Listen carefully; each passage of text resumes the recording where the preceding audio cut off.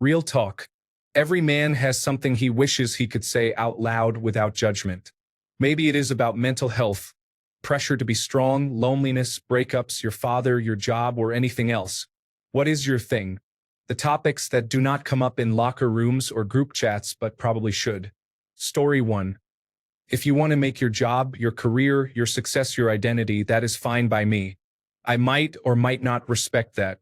Just do not expect me or any man to have the same goals in life. It is something I wish I could bring up in the work environment. But as I am currently in a leadership position, I am aware that it probably will not do any good to the organization. Story 2. I really want to tell my friends that honestly I am not doing well and have not been for the past couple of years. This is probably the lowest and most directionless my life has ever been, and it is not looking good. I so desperately want to talk to someone about it, but I cannot. I do not want to bother people with my problems, so I keep it to myself, especially since it seems like all my friends are happy. Story 3. When I need to open up, I talk to a tree. The tree does not gossip. The tree does not judge. The tree does not mock. The tree does not think less of me. The tree does not save what I say for days, weeks, months, or years to weaponize as ammunition against me when it feels spiteful and malicious. The tree does not make a video of what it hears and post it on the internet for everyone to see. The tree does not share it with its friends and family. The tree does not laugh about the things I say to it. I love that tree. Story 4. We've all heard expressions like, you have your grandfather's nose, or your mother's eyes, or something similar. I wonder, whose features do you have? Story 5. Simple stuff, the things we are really passionate about. For some people, it could be cars. I love the lore of World of Warcraft. I don't want or need to talk about the worst parts of my life. And if I do feel like I want or need to, I will talk about it. But I find spending my time and energy on unsolvable problems from the past is a form of self-harm or professional abuse when therapists spend too much time focusing on the past. Instead, I would rather talk about things I enjoy or do new, fun, and exciting things. I almost gave up once. I nearly died last year. I don't have time for bad times that will most certainly come again anyway. And if that is toxic positivity, I'm certain you can deal with it. Story 6. Honestly, I just really want to talk about the rise and fall of the Roman Empire and the parallels of the stories to Greek legends. Story 7. I have a lot of self-loathing and insecurities. Even though I have tried to talk about it with a woman close to me, she either offers a small gesture of sympathy, does not really show interest, or worse, uses it against me. Genuinely, I am sad. I am sad and bitter all the time, even now. There is nothing I can do about it except bottle it up inside and try to ignore it. Story 8. It is mentioned here that some, or perhaps most men, feel trapped in a pretty loveless marriage. Men are often described and shown as cold individuals when, in reality, we need hugs, kisses, sex, and to be heard when we have something to say. Another outcome of this situation is our numbness. I feel so numb, so dull. Everything feels the same. What used to bring me happiness and a good feeling, even in worse times, now feels as ordinary as any other everyday activity. Did I get away for a day with the guys? Have some drinks and have some fun? Yeah, well, that's it. Done. Did I take the bike out and ride a nice tour for some hours?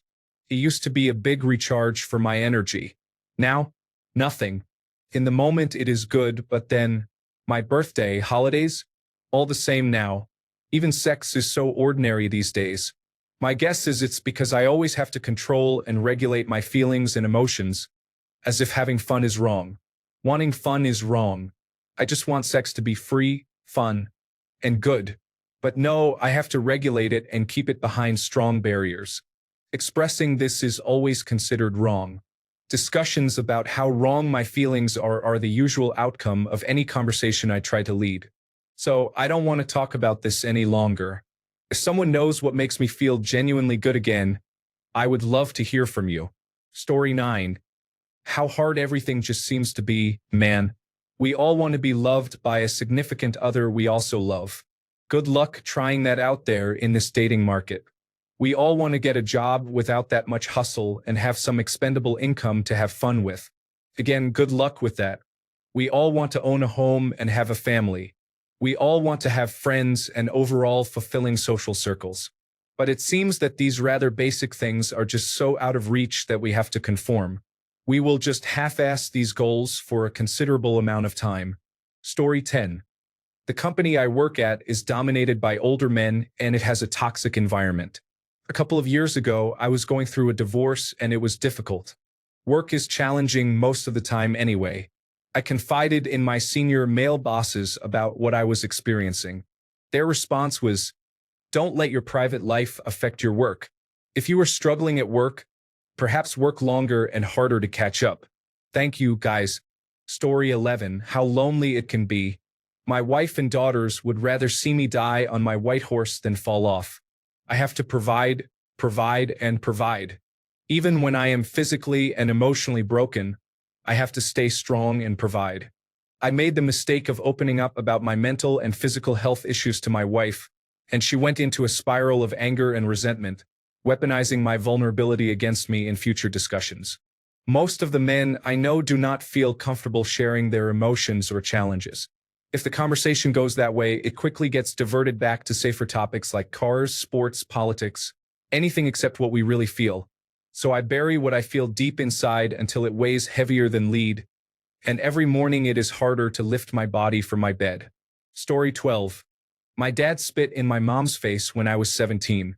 In that moment, I felt capable of anything. He was upset that she had scored higher on her general educational development test than him, and he valued intelligence more than anything. It was a quiet day. The television was on. My dad was reading a book, not looking at the television. In the background, I overheard my dad and mom discussing something, and I changed the channel. He struck me and screamed in my face, "You worthless son of a bitch, I hate you. You will never be anything."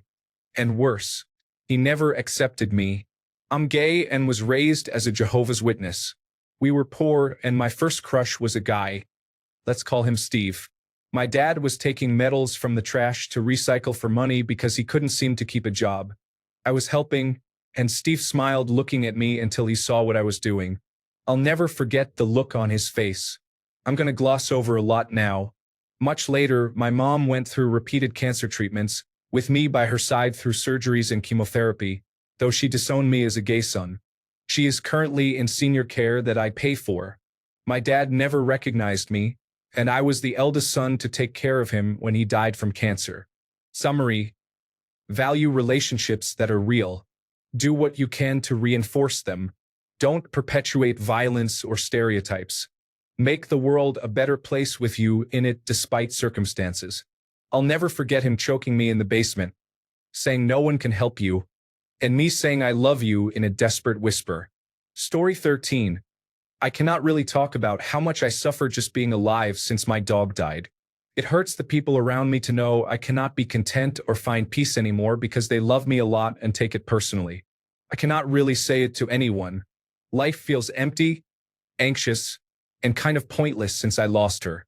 Story 14. My ex, who was a friend with benefits, apparently shared all the intimate details about our sex life with her friends and coworkers. When I met some of her coworkers, since we are friends, 4 of them immediately commented on my penis size, which was really weird. I don't mind that it was complimentary. I know some men engage in locker room talk, but in my experience, very few really want to discuss such details. I am comfortable talking about intimate matters, but I usually do it as a wild story or to express enjoyment, like saying I have really enjoyed every threesome I have been a part of. I would not comment on specifics such as, she has a large clitoris and loves pressure applied to it. Story 15. Romantic loneliness. Whenever I see posts about male loneliness, the responses are generally along the lines of making friends, not expecting women to solve the issue, finding happiness elsewhere in life, or just dealing with it. While it is true that general loneliness can be addressed by gaining new friends or spending more time with friends, romantic loneliness cannot be addressed that way. I have plenty of friends and I am generally happy with my life, but neither of those address the aspect of romantic loneliness.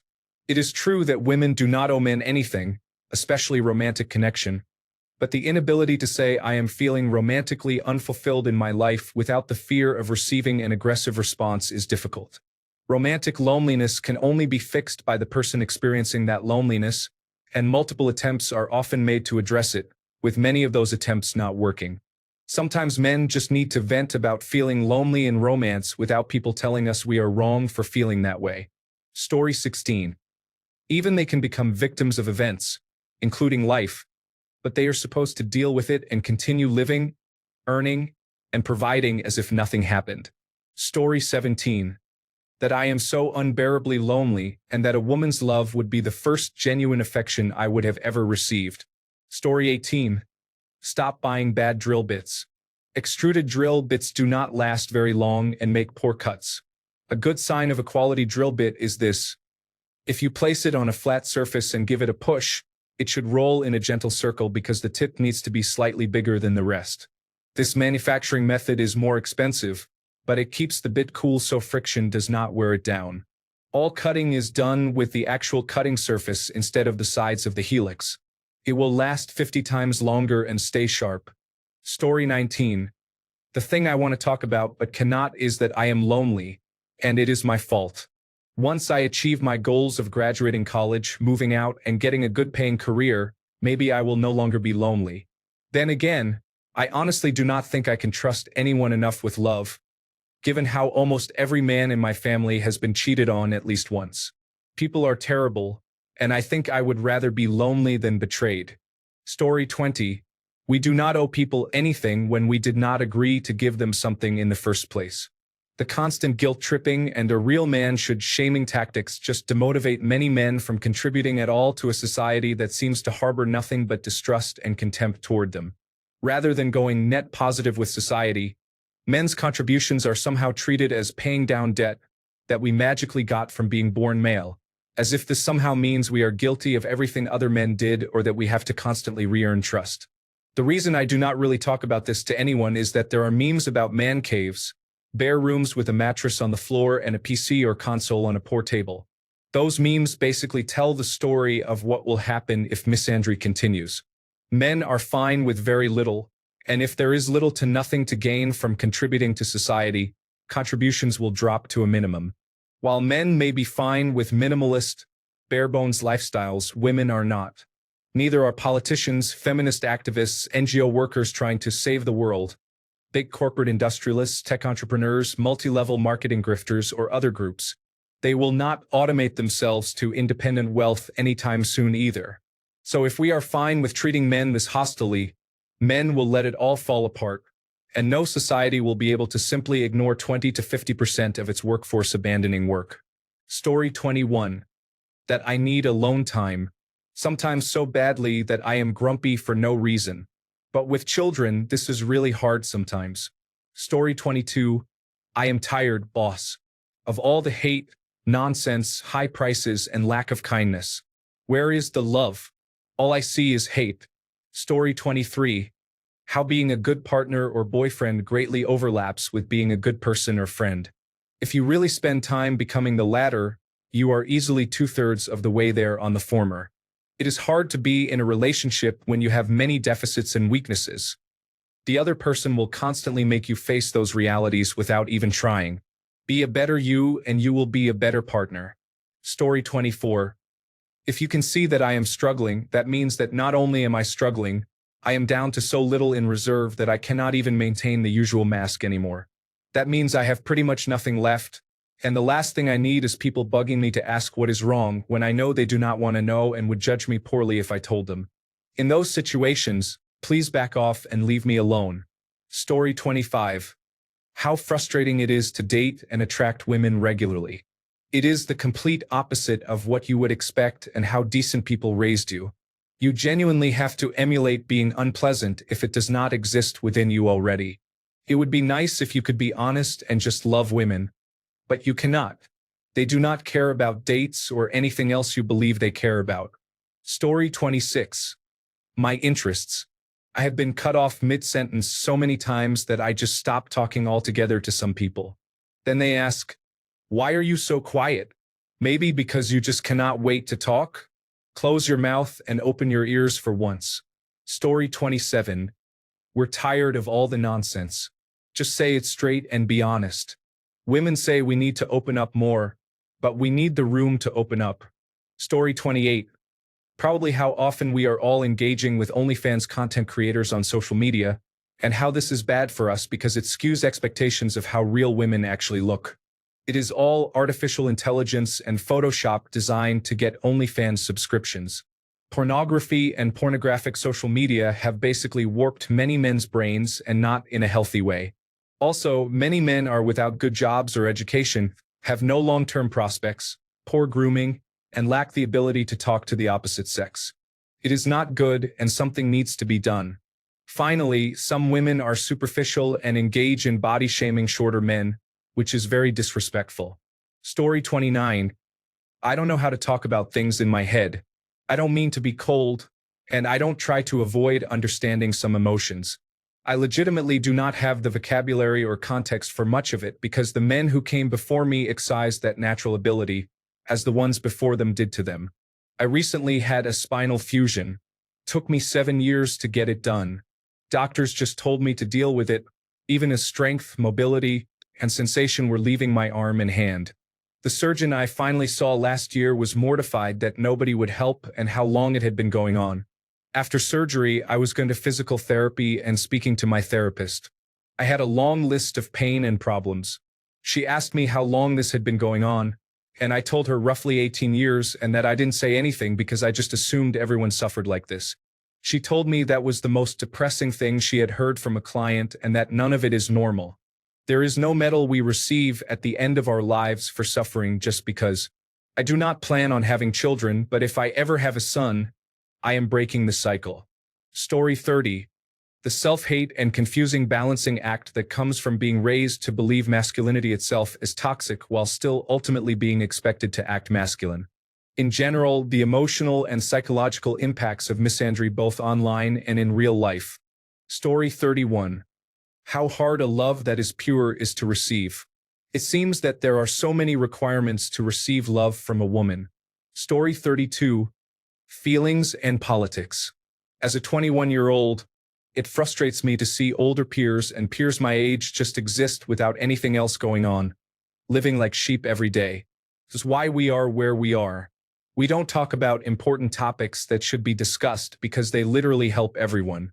However, talking about either of those is usually met with responses like, "You are gay," or "You are a snowflake liberal." We avoid our feelings, harm ourselves, and ignore politics, yet politics seem to be everywhere in our daily lives. But it's wrong to pay attention to these. Come on, man. Story 33.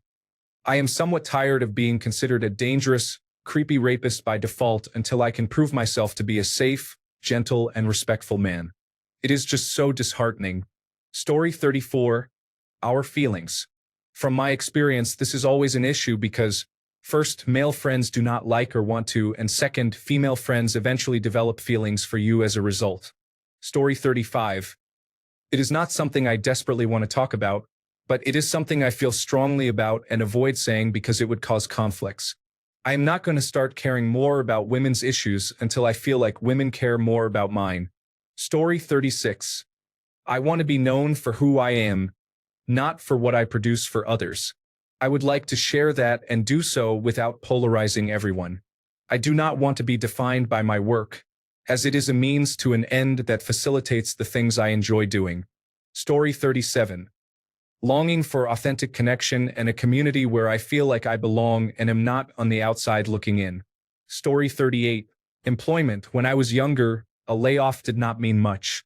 I negotiated my severance and moved on. Now, I have a child on her way to college.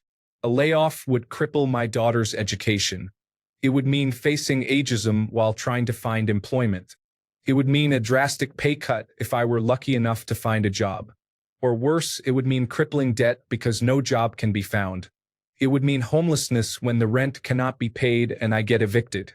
Could mean possibly dying on some random street, hungry, cold, and alone. Yes, this. Story 39.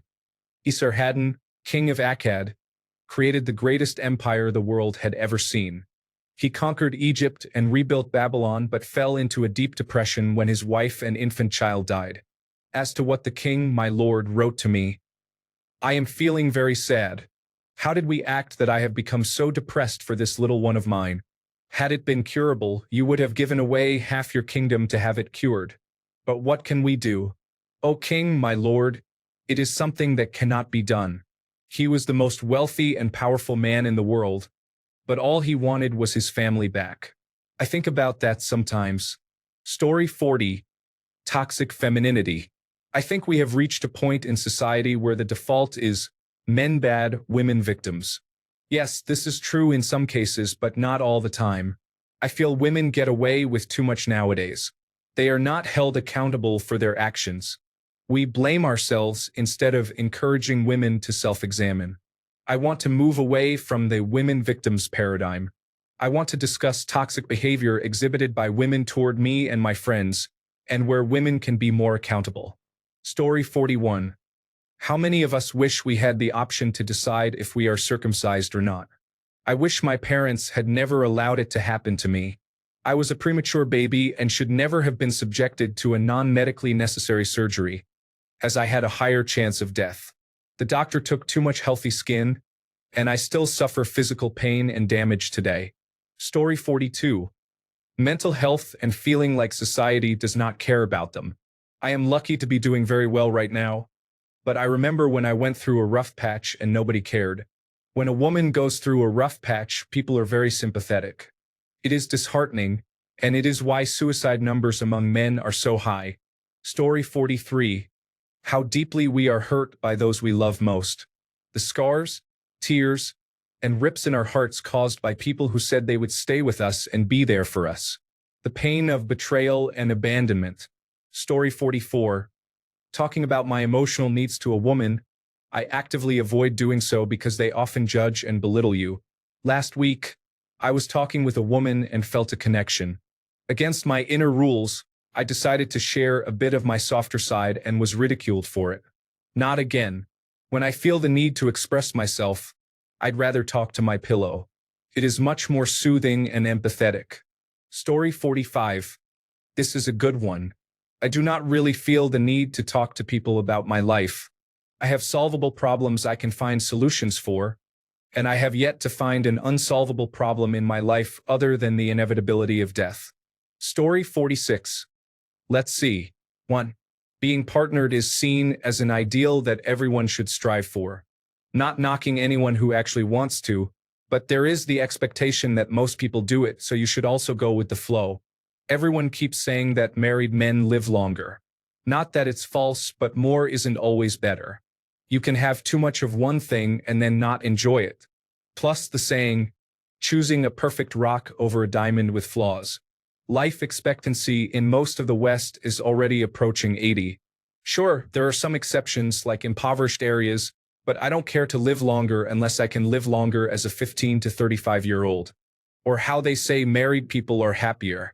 It feels like they're trying to sell you the idea that everyone must derive happiness from the same things. Sex is seen as some sort of rite of passage.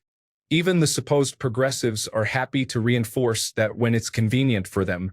It felt hypocritical to see those feminists who kept saying you have a really low opinion of men, reducing them to some sex-addicted monsters during the last election cycle, suddenly trying to get men to vote Democrat with ads essentially telling men to think with your penis, like if you vote Republican, they will outlaw any non-reproductive sex. Do they really think that men's lives only revolve around getting laid, that most men are driven by their penises, and that they care so much about sex they're willing to overlook all the other daily life issues? Not liking working. I don't mean sitting home and playing World of Warcraft all day unless you work from home or have managed to save up or invest so that you can be set without having to work another day in your life. But being more work to live than live to work and not being defined by your work. I have a 9 to 5, but I really get zero fulfillment from working. It just allows me to pay the bills and save up for fun things. Life's too short, like this one saying, you devote the bulk of every day for 30 to 40 years in the prime of your life to various companies to make them and their shareholders money, and then you get 10 years near the end of your life to do what you please. Sounds like a bad arrangement. Also, we only get one of these life things. Nobody asks if they were productive enough or a good enough employee when they find they are on their deathbed. The only question that really matters is, did I enjoy that? Did I have a good time? What a waste if the answer is no. I can think of few things more wasteful than that. Story 47. I wish I could talk to other men, especially white men, about systemic racism, the patriarchy, misogyny, and wealth disparity, issues from which we benefit. But anytime I approach that topic in real life, and even on most sections of this website, it is met with some combination of anger, denial, and condescension. Everyone wants to believe that neoliberalism solved all our problems and that we live in a glorious meritocracy now. Any complaint I make is seen as jealousy of wealthy men rather than anger that men, especially white men and wealthy white men, are insulated from heartbreaking hardship and misery. Meanwhile, women, transgender people, and minorities have to endure these challenges because we cannot admit there is a problem. I have given up and accepted that it is not my burden to give history lessons to adults with access to Google. Story 48. I have a feeling that the mental health pressure to man up irritates me, especially when some psychologists and authors express American-centered views or, as you might say, extrovert normativity. For one, I don't believe in the idea that you're unmanly if you cry. It feels like some people want you to show emotion in a way they prefer, not in a way that suits you better. They may oppose outdated norms, but still expect their idea of perfect conformity. I remember an episode of Knight Rider where Michael talked about his past life as Michael Long. When his father died, he coped by going outside and shooting baskets for 5 hours straight. After that, he was too tired to think or feel anything, at least for a while.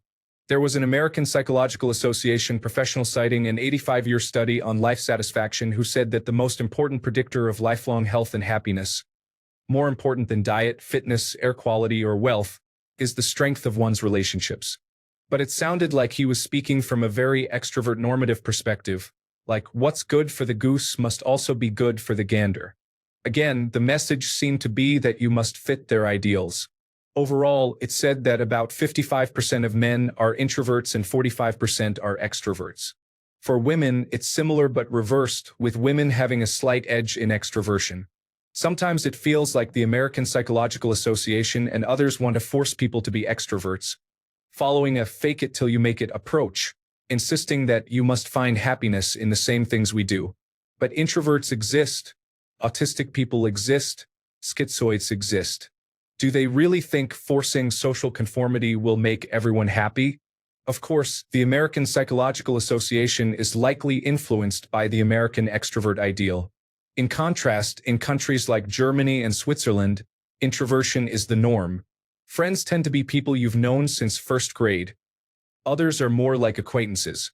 While Americans are often peach people, soft on the outside but with a hard shell inside, friendly and talkative but somewhat private, Germans are more coconut people. Hard on the outside, not easy to befriend, but once friendship is established, deeply loyal. Maybe it's just me, but when some people say humans are social species, it sometimes feels like an excuse to enforce peer pressure and conformity, expecting introverts to change and conform. A society like that is one I would avoid as fast as possible. Since men tend to lean more toward introversion, I would probably also loudly say, stop trying to change introverts to fit your ideals. Story 49. I don't know how to get handy. My father is able to fix or make anything, but I am almost 30 and have never even hung a shelf. I live in an apartment that I rent, so I don't want to make holes in the walls. My friends usually don't need help, and I don't think I will have my own apartment or house soon. Story 50. I guess everyone nowadays is insecure about the people they stay with, like the fear of losing that person. If you live in a new city far from your friends and people you know, I bet you feel empty and lonely. I am so alone here, brother. I am telling you, I have no one I can talk to. The only good thing is I am with my family, but still, friends are therapy, and I am all about friends. I miss my hometown a lot. Story 51. I have episodes where I get stuck in my head for days, sometimes weeks, and it affects my performance in bed because I cannot focus. Story 52. For me, it is about being submissive. I really have nobody to talk to about this aspect of my life. Even my wife is uncomfortable with it. So, I do not discuss it with anyone, and I do not visit forums about these topics because I would just become envious of something I will never have. Story 53. Oh wow, thank you for that. I actually ended the relationship back in January after way too long together dealing with her very selfish, toxic mindset. We have a daughter together, so I tried my best with her, but I just couldn't go on anymore. Currently single and in therapy, trying to get to the root of why I attract and put up with these kinds of partners. Story 54. I do not want to be tough. I do not want to be a protector or provider. I have been forced to be something I do not want, or else the world treats me as useless, a waste of space, and a drain on society. I just want to be a good boy and a house husband while I support my partner in her dreams. That is apparently too feminine for most people. Story 55. We are losing the skill of social engagement. It is not that we do not need it as much. It has just become uncomfortable and unnatural. Therefore, we do not talk about our lives with others. Story 56. The thoughts of suicide and internal struggles, at least in my case in real life, not on Reddit, which is consequence-free. Story 57. Definitely my feelings. I think I am fairly open about everything else besides my current feelings. Past feelings are fine. Future feelings are fine. Current feelings are not. Story 58. On paper, I have a good life. A loving wife, children, and my own business. However, I am not doing well, and I am afraid that when I share this with friends, I will seem like I am complaining without reason. Even worse, they might feel genuine pity for me. Story 59. Feminism and wokeism, not the equal rights kind, but the kind that blames men for everything, are the types that say it is okay when a woman openly disrespects and mocks men or generalizes men in the exact way that they complain about, putting everyone in the same box. Not being able to look at someone and be attracted to them, let alone approach them, because then you are just objectifying them. The type that cannot acknowledge that everyone is having a tough time, not just women, and that it is because the world is a tough place, not because every man is oppressive. Any form of masculinity is labeled as toxic, so unless you just roll over and play dead at every sign of disagreement, you get labeled as a terrible person. Unless you join in saying how terrible all men are, you do not get the opportunity to share an opinion, and you do not get to have values because that excludes people who do not share those values or moral standpoints. Basically, I am just tired of being blamed for everything wrong in the world and not being allowed to defend myself. What I would like to talk about, but do not, is that I think we have gone too far in many cases, and there are not really any people standing up for the normal guys. You are forgotten unless you belong to some supposed marginalized, suppressed, or minority group. Story 60. That we do not go around wanting sex all the time. I have been in arguments that started because I did not feel like fooling around. Think about that for a second. One of the things other women complain about is that he wants sex too often. It is ironic that I would get upset because I only really wanted to do it about once a week. They would try to take it personally, but it is not about them. If I am very tired, then the last thing I want to do is exert myself for an hour and get a sore jaw. Story 61. I am getting tired, boss. Society is drifting away from Enlightenment values, and multiculturalism has divided more than it has brought people together. In Western society, multiculturalism has created new subgroups that do not share their culture, gatekeep others wishing to explore it, and actively refuse to integrate. Governments are continuously making citizens poorer through many small cuts to every social stratum you can examine. They do not want anyone to prosper and make it difficult to afford milestones like a house, a car, or anything with equitable value. Education is extremely toxic. You can feel the toxicity walking through campuses where, instead of focusing on building better citizens through academia, social neo-Marxism is rampant with the promotion of social justice groups. They are essentially brainwash centers for moldable minds. The arts cater specifically to minority groups, and it is pretty much all you see. The art quality is poor. Movies are disappointing. When was the last time we had the equivalent of something like The Green Mile or The Shawshank Redemption? Writing suffers terribly with new content marketed towards young people, such as the Marvel Cinematic Universe and Disney in general, and the agenda they are pushing to try to race swap every hero is annoying. This is indicative of an agenda at play. Story 62. Kings of the Hill. How the top 20% of men rule the modern dating landscape. Dating can be soul-crushing for many men. Today, a small percentage of men dominate attention and success in the dating world. These top men receive the majority of interest from women, leaving others to struggle for connection and validation. This imbalance creates a harsh environment where many men feel rejected and isolated. The competition is intense, and the standards are high, making it difficult for average men to find meaningful relationships. Understanding this dynamic is important for those navigating the dating scene. Recognizing the challenges can help men develop healthier expectations and coping strategies, ultimately leading to better experiences in dating and relationships. Story 63. Sexuality, especially when it differs from what most people assume or believe. Also, the desire to have children. Story 64. Apparently, everyone wants to talk about something different. Just get comfortable talking, guys. The notion that you need to bottle everything up is reinforced by your fellow men. You let a handful of horror stories you read on the internet about when it backfired for someone completely dictate your understanding of reality. If you can't open up to your partner without it backfiring in some way, then you're better off without them. Being able to open up should be an early test to see if they're even worth pursuing. You're digging yourselves deeper into this hole by reinforcing the idea that you can never be emotionally vulnerable. Plenty of good women are out there for whom it's not an issue, where it actually strengthens your bond with them. But you'll never know which type you're with if you're too scared to open your mouth. Food for thought. I've never had a partner or a female friend to whom I couldn't open up emotionally, and I've had a lot of each. They're out there, but you won't find them if you keep your emotions bottled up indefinitely. You can keep telling yourselves it's impossible and that anytime a man is emotionally vulnerable, the women closest to him turn on him. But that's not an accurate reflection of reality. This happened before, but it's not the only way it plays out by far. You're not doing yourselves or your fellow men any favors by continuing this narrative. Story 65.